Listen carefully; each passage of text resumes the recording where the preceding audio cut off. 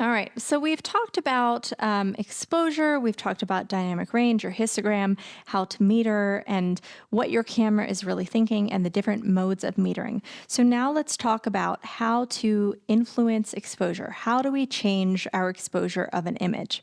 So first, we're going to talk about the scenario where we cannot change our light. So when the light is remaining constant, either window or natural light location, or even if you do have a strobe and you're using a flash head, you're keeping those settings constant. So the way that we influence exposure is by either changing our aperture, our shutter speed, or our ISO.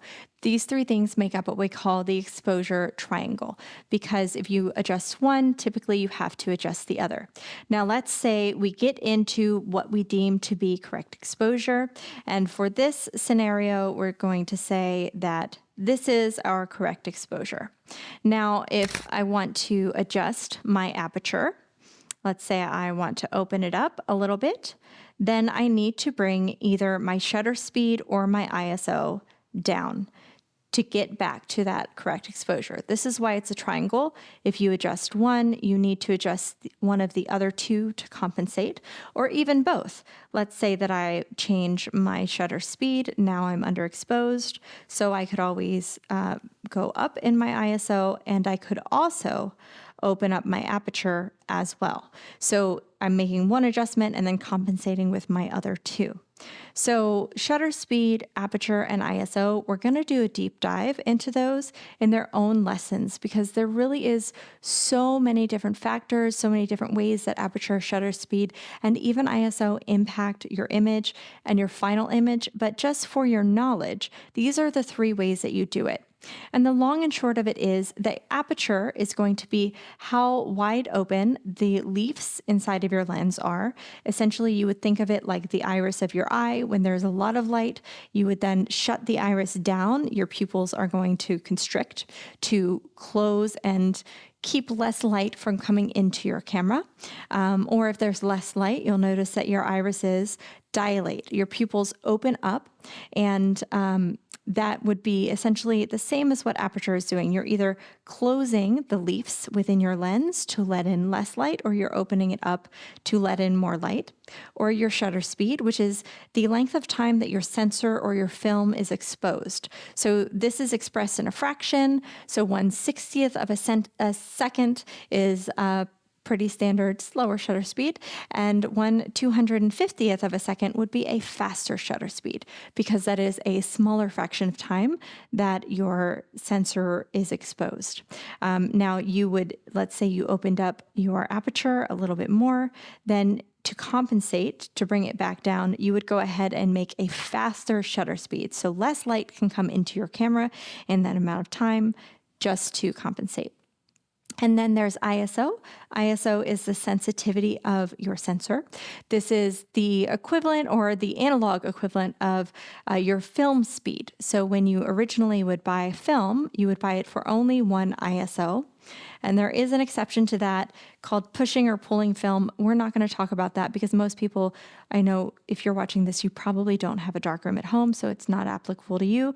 But if that's something you want to explore, you can go Google pushing and pulling film. Our digital equivalent would be adjusting our density in our either Lightroom, Photoshop, or Capture One, for example, or whatever editing software you're using. But your ISO, when we raise it, that means that our sensor is going to be less or more sensitive. So you need less light falling on the sensor for that same scene. Or if we are going to lower it, that means that we need more light coming in.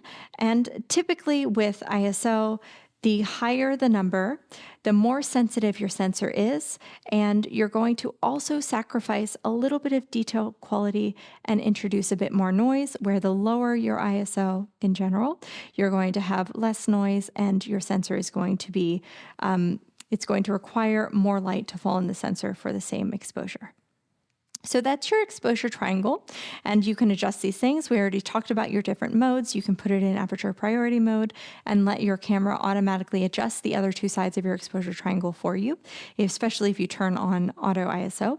Or you can put it on shutter speed priority mode, and then you can set your shutter speed, and your camera is going to automatically set your aperture and your ISO if you're in auto ISO. Or if you're not in auto ISO mode, then it would just adjust your aperture to compensate for your shutter speed changes. And that's how you would use those auto modes now that you understand the exposure triangle.